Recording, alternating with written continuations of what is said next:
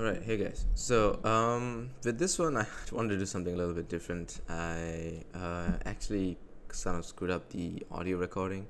So I decided, okay, you know what? I have to re-record this audio somehow.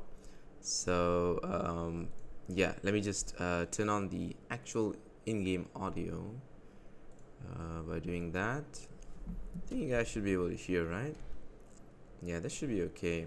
So, anyway, I have my recording here in front of you guys, which is what you're watching, and I'm gonna just skip through my recording. That way I can speed up things as well. I wanted to edit this, but then since the voice was lost altogether, I think this is also a decent way to go through things. You can speed this up a little bit as well. So I'm not sure what's the shortcut for ×2 speed in VLC. There has to be a shortcut, right? Video video track. Regardless, I can just skip through. So we continued our fight against a bunch of trainers in the Kindle road, and I found them all to be reasonably difficult because they were all level 70, close to 75, you can say. Majority of them use water type Pokemon, so that's something that you can deal with, but they still do have certain Pokemons that have a variety of moves. A lot like this particular Seadra, as you can see, just go for Hydro Pump and they don't really do anything else. So these ones are pretty easy because you know exactly what you're gonna go up against. And I think I've gotten to the point where Aegislash is just like really dominating the speed meta, because against the fast Pokemon he always will get the last laugh, pun intended. But not just that, also its defensive typing just seems to be so much easier to navigate around happily, you know, encountering wild battles with the ghost type to escape, and also you know, trainer battles with the ability to go into a King Shield to scout their moves. It just seems so strong, and I realize why he is banned in PvP, which means soon I'll have to, you know, let go of him if I were to enter into PvP matches. Regardless, I think he's been still my kind of advantage in a lot of my fights. Zapdos, on the other hand, performs really well whenever it gets the first turn and it gets the one shot. But if it doesn't manage to one shot an opponent, it still struggles. And my Zapdos doesn't have the perfect nature because of its low defense. So it's something I do need to think about, whether I want to keep Zapdos in the team or drop it for another electric type. Or at least a Pokemon that can do electric damage, like Thunderbolt or Thunder. I do know that I have a lot of Pokemon that I can learn variety of Thunderbolt and Thunder to keep up, especially my Dragon Pokemon. So I was also thinking about the possibility of going for a double Dragon with double Steel, a double Metal type, and drop Tyranitar, which is also a possibility. But my Garchomp isn't the best nature, so I have a lot of fillings that I have to work with. But yeah, it's something that we can fix along the way. So after I took on a lot of these trainers along Kindle Road, this is another guy, I believe he uses, he's a swimmer Finn. He uses this Starmie, level 75 Starmie. It seems pretty you know, terrifying, but because we have the Toxic with us, by badly poisoning the Starmie, we really crippled it. And after taking this water gun, we just, you know, got our chance to actually pull out a Shadow Ball.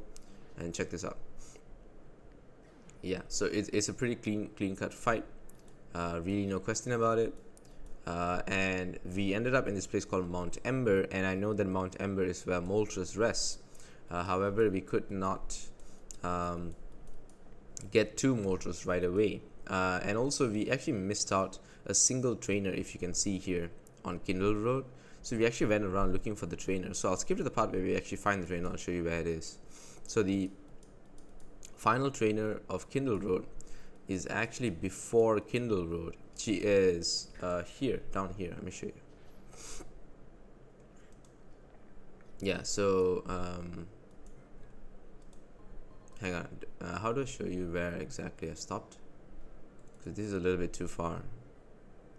No, let's just do this a little bit.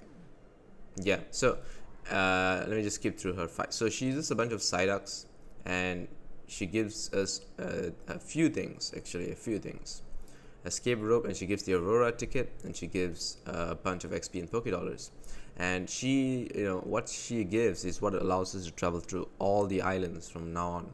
And you can actually challenge these trainers on a daily basis on Kindle Road.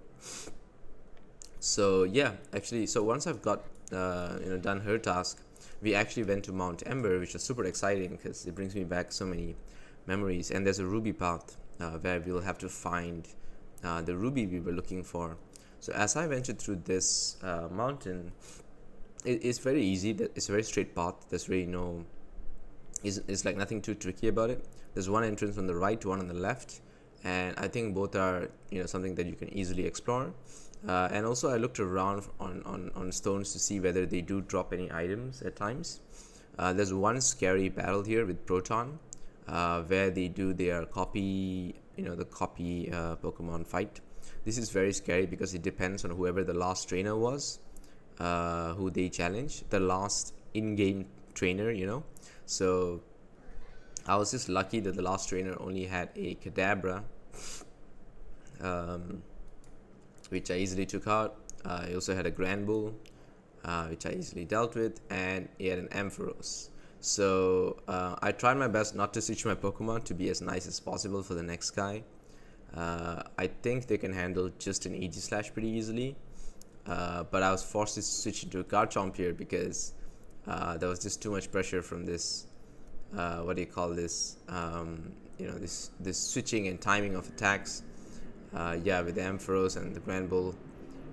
So yeah, you'll see after I use Flash Cannon here, I realized that this is going to be a little bit of a tricky fight. I have the King Shield here, it's going to Thunder. Yeah, so try to get the Toxic in, and this discharge was doing too much damage for me. Yeah, so I had to sort of decide to switch up. So whoever faces these two people later on will have to face my Aegislash and my Garchomp, but thankfully nothing else. So it's just two Pokemon they have to face, but it might still be scary for some new players who come across this area, so I wish them all the best. Yeah, I have like Ubers of Gen 4 and Gen 5, so I hope those who came with only Gen 1 team can pull it off. I think they can, but it sounds a little bit scary. So we actually come to the basement of Ruby Path, and these are like sentences. Life has meaning, something has meaning, and it goes on. Have dreams, use power. So these are like some phrases that can be found here. And at the base of Mount Ember, we find the ruby hidden inside this Pokeball. There we go. And we ventured our way out through a horde of angry Pokemon that couldn't take our repel and kept attacking us. So that's all on the right hand side of Mount Ember.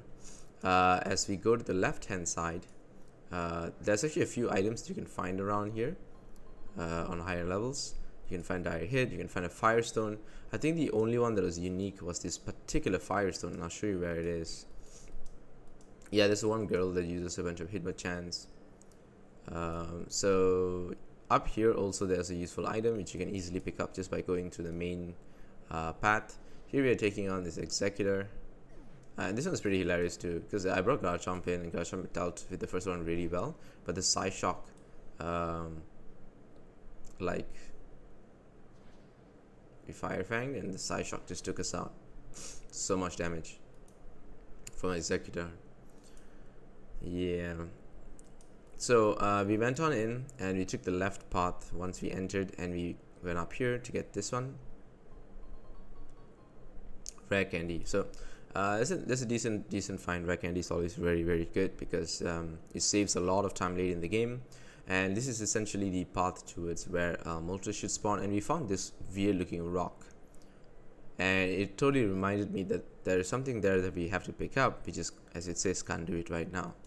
So we went on, and I contemplated about using Steel Wing on Zapdos to teach it just to survive certain caves and stuff, because it only has ancient power now, and Steel Wing doesn't sound like a bad idea actually.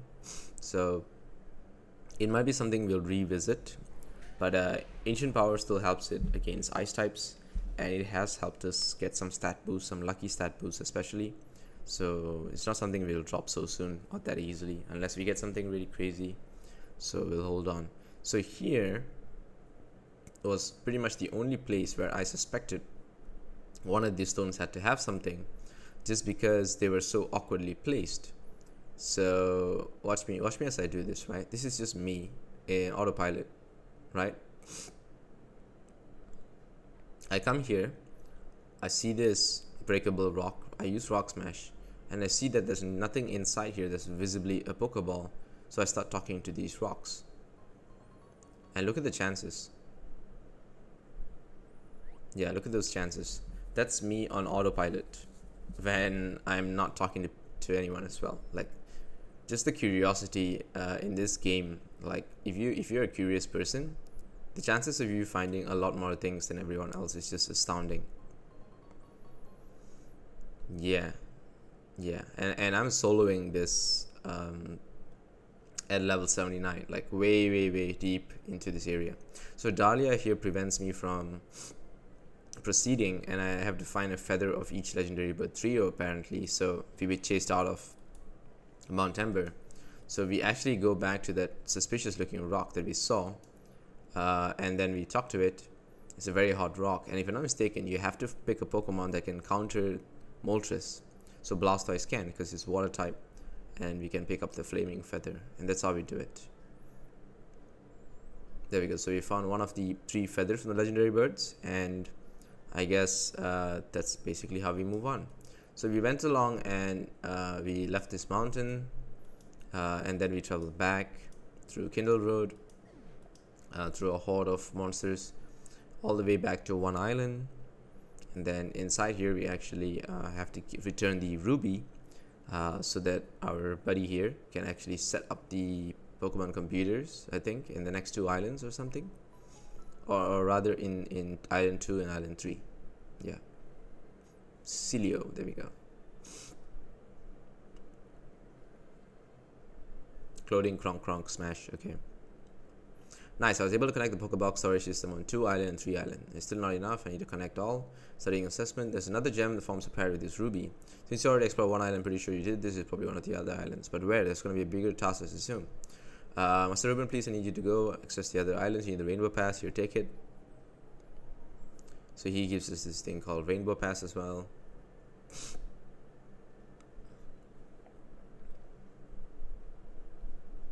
Yeah, so I believe that Gil earlier gave us some ticket, right? Rainbow ticket or something. But anyway, he gave us a Rainbow Pass.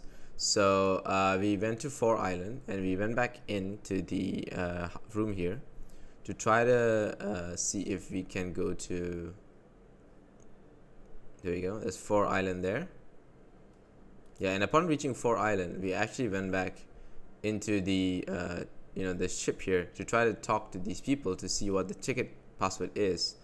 And it said out of order with the computer, so it looks like we actually have to complete this island first. So we can already access 5, 6, 7 Naval Rock and Birth Island. So these are all really impressive stuff, because we do know that I think Birth Island was Deoxys, something like that. One of it is Deoxys, I'm pretty sure. But anyway, these are all just part of the Sevi Islands. And Rainbow Ticket, Rainbow Ticket gives us access to all 7. Naval Rock is with the Mystic Ticket. Aurora Ticket is the hang on, this thing basically has the board that explains all the use of the tickets. So yeah, 7 tickets to 7 islands. So we click explain. Tri-pass is 1, 2, 3. Rainbow Ticket is all 7. Naval Rock is Mystic Ticket, and Aurora Ticket is for Birth Island. But we've already got all of these tickets. Aurora Ticket only lasts for 1 visit. It can be purchased again daily, is what it says. So that one was a little bit mysterious, I'm not sure. I think we have to go and battle all the trainers in one island to get the Aurora Ticket or something like that. I'm not sure whether we have to battle them or we have to purchase it, how it works. I was really curious when I saw this Anthe here. For like an instance, I panicked. I was like, why is there an Anthe there in the wild? only to walk up here and then realize that this guy has all Suicune, Raikou, and Entei behind him in some sort of I don't know, like encampment something. I don't know whether he raises Pokemon or whatever, but he has, you know, the Johto trio behind him. So yeah, that was pretty interesting. I thought. So we came in here. We decided let's just explore Four Island a bit. So we just walked around just to see what these players were up to. There's apparently some kind of strange plant here, or wild leaf plant. I'm not sure if that's a Pokemon that'll show up later. And then we just checked the far right side. Let me just check what this is.